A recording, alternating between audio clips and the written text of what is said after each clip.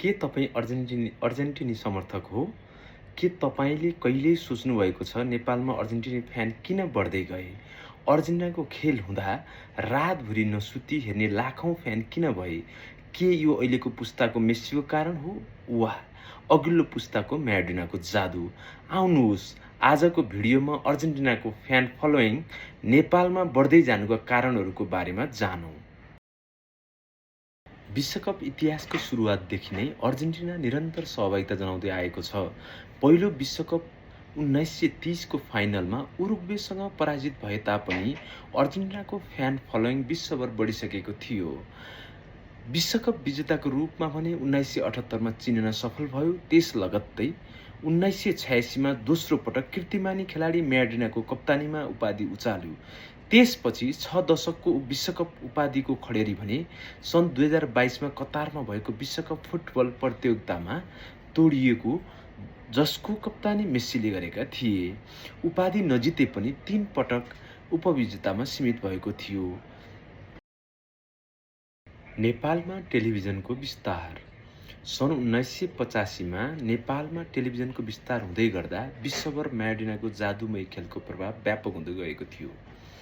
त्यस बेलाका चर्चित खेलाडीको रूपमा रहेका म्याराडोनाको खेल मन पराउने नेपालीको सङ्ख्या पनि बढ्दै गएको थियो। बोलीमा आक्रामकता तथा खेलमा सुन्दरताका साथै म्याराडोनाका गोलहरूलाई अलौकिक गोलको रूपमा हेरिन थालियो। पूर्ण कारण बन्यो बाटिस्टुटाको उदय। म्याराडोनाको प्रभाव सकिन नपाउँदै अर्जेन्टिनामा अर्का खेलाडीको उदय भयो, जसको नाम थियो बाटिस्टुटा। 1994, 1998 तथा 2002 सम्मका विश्वकपका खेलहरूमा उनले राम्रै चर्चा बटुले र अर्को झनै महत्त्वपूर्ण कारण बन्यो मेस्सीको उदय। अर्जेन्टिनाको समर्थनमा कमी आउँदै गर्दा मेस्सीले पुनः अर्जेन्टिनाको फ्यान बढाए। सन् 2006 मा मेस्सीको कलात्मक र सुन्दर खेलको सुरुवात भयो। उनको खेल र इनोसेन्स डिसिप्लिनले नेपाल मात्र होइन पुरै विश्वभरमा ध्यान खिच्यो। सन् 2022 मा भएको विश्वकपमा उनकै कप्तानीमा अर्जेन्टिनाले विश्वकप ट्रफी घरमा लैजान सफल भयो। सो प्रतियोगितामा मेस्सी सर्वोत्कृष्ट खेलाडी पनि बन्न सफल भएका थिए। र अर्को कारण थियो इङ्ग्लिस र युरोपा लगायतका लिगहरूमा अर्जेन्टिनी खेलाडीको प्रभुत्व। युरोपा Bundesliga, Spanish league, English Premier League लगायत संसारभरका क्लबहरूमा अर्जेन्टिनी खेलाडीहरूको बलियो उपस्थिति भयो र साथसाथै यसको प्रभाव नेपाली दर्शक सामु समेत पर्न गयो। अन्य कारणहरूमा पुस्तान्तरण, राजनीतिक लगायतका कारणहरू पर्दछन्। पुस्तान्तरण अन्तर्गत अर्जेन्टिनाका समर्थकहरू हजुरबुवा, बा र नाति पुस्तासम्म पुगेको पाइन्छ। म्याराडोनादेखि मेस्सी समर्थनका कारण आफन्त, परिवार र साथीभाइ एकजुट भएको पाइन्छ।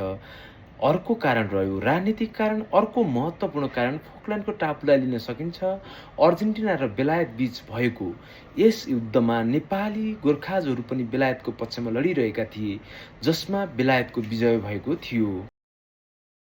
यो घटनापछि 1986 को खेल जितेपछि पत्रकार सम्मेलनमा म्याराडोनाले गोर्खाजको अनुपस्थितिले गर्दा बेलायतलाई जित्न सफल भयौँ भनी नेपाललाई प्रशंसा गर्दा नेपाल र अर्जेन्टिना बीचको प्रेमभाव विकास भएको थियो।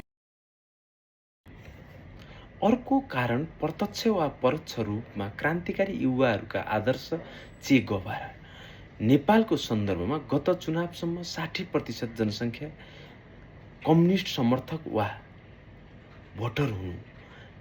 विश्वका क्रान्तिकारीहरूको आदर्शको रूपमा चिनिने चे गवाराको जन्म अर्जेन्टिनामा भएको थियो र यसको प्रत्यक्ष परोक्ष प्रभाव विश्वभरका कम्युनिस्टलाई पर्यो।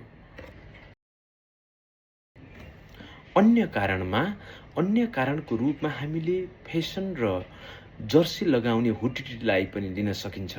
खेलमा कम रुचि तर खेलको समयमा फेसनको रूपमा टी सर्ट लगाउने, छनौट गर्ने, अर्जेन्टिनाको जर्सी सुन्दर लागेर छनौट गर्दा पनि मानिसहरू अर्जेन्टिनाकै दीर्घकालीन फ्यान भएको देख्न सकिन्छ। र सम्बन्धको आयाममा हेर्दा सुन्दर र कृषि पर्यटन लगायतका विषयमा सहकार्य हुँदै आएको छ भने टी सर्ट जलाएको वा सम्बन्धमा दुष्प्रचार भएको भनी विभिन्न मिथ्या समाचार आए पनि यसलाई औपचारिक रूपमा कहीँ कतै देख्न वा पुष्टि गर्न सकिँदैन।